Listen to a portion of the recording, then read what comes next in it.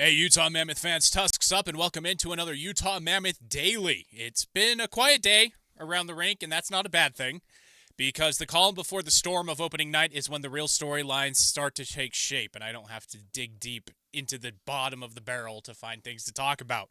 Finally, yippee! So today we're zooming out a little bit. What we've learned through camp, what to expect early on in the season, which players could define the first month of the Utah Mammoths' second season. I mean, obviously we were called the hockey club first, and now we're the Mammoth, so it's a little confusing. So second season overall, first season as the Mammoth. So let's start with the mood. For the first time in franchise history, the Utah Mammoth are starting a season not as a novelty, but as a legitimate NHL team with expectations. No more expansion excuses. No more, oh, they moved that year, so who knows what was going to happen. Who knows if Utah is an actual real hockey market. I think we've proved that Utah is a real hockey market and is only going to grow and is only going to become better. So no more house money to play with. The league expects them to compete, and internally, the bar has been raised even higher. You can feel that in the way Andre Turigny has handled camp. He's been steady, positive, but firm, echoing the same quote he's been saying since last month. We're happy but not satisfied. It's not arrogance, it's self-belief.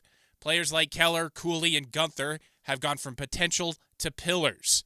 The new veterans, Peterka, I don't know if you can call Peterka a veteran, he's still young, but Schmidt and Tanev aren't here to help the team learn, they're here to help the team win. And they also got some pretty nice contracts, too. Let's not ignore that fact. So as the season begins, this isn't the underdog story from 2024 or the what's happening out in Utah. Is it the same old Coyotes just with different colors? This is a team quietly setting its sights higher, and I'm trying to make it louder. So, every team says it's a long season, but the first 10 games really tell you almost everything you need to know about who they are. Utah's early schedule is not soft. They've got divisional games right out of the gate, and those points matter. But what's more important than the record is the rhythm. The Mammoth want to establish three things immediately. Balanced scoring, no more over-reliance on the top line. Peterka's arrival is going to help that. Tighter defensive exits. Too many goals last year came against them from failed clears or lazy back checks or poke checks, or just not skating hard enough. Composure late. They blew 8 third-period leads last season. That's the difference between 83 points and 92, or whatever math you want to do. If Utah can go 5-5 in the first 10 but play sharp, disciplined hockey, that's a win. It's not about streaks early. It's about setting the standard for how they'll win later. And if last season was any sort of example to us, we saw multiple teams that were weak early as far as like the record goes, but then came on really strong, and Utah was one of those teams last year, the Blues being another one. So the early season, while the record matters, it's not crucial. It's not do or die. So that's something to look out for there. And when you talk about Utah's success in October, 3 names jump out, and I'm not going to talk about the usual suspects. It's not going to be Cooley, Gunther, and Keller or Sergachev. But let's talk about it. So first is Barrett Hayton. He's the hinge of the lineup. He's the guy who makes the second line work. If he clicks with Peterka and Schmaltz or whoever else is on the other side, Utah suddenly becomes a matchup nightmare. Dmitry Simashev, second.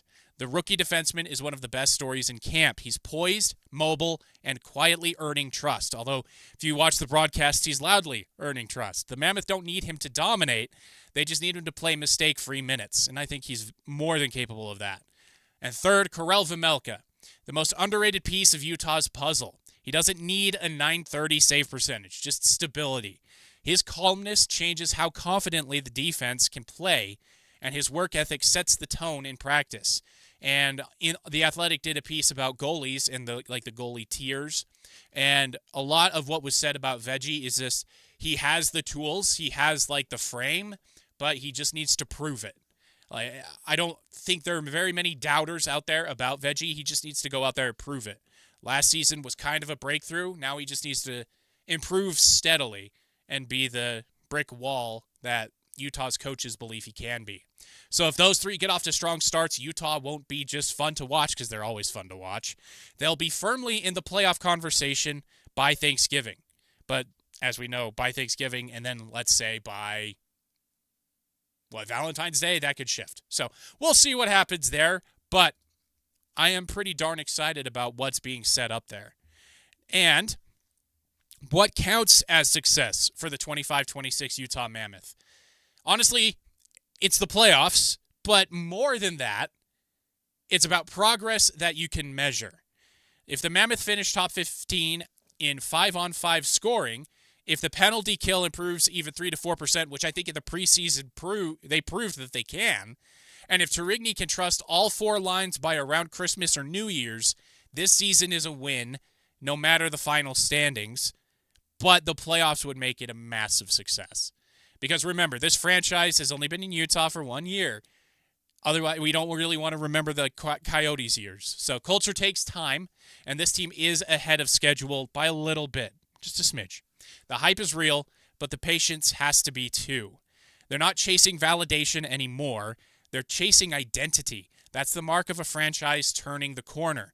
And if they don't make the playoffs this season, it's not the end of the world. I don't foresee Bill Armstrong or Ryan Smith blowing everything up, firing Andre Turigny or anything like that.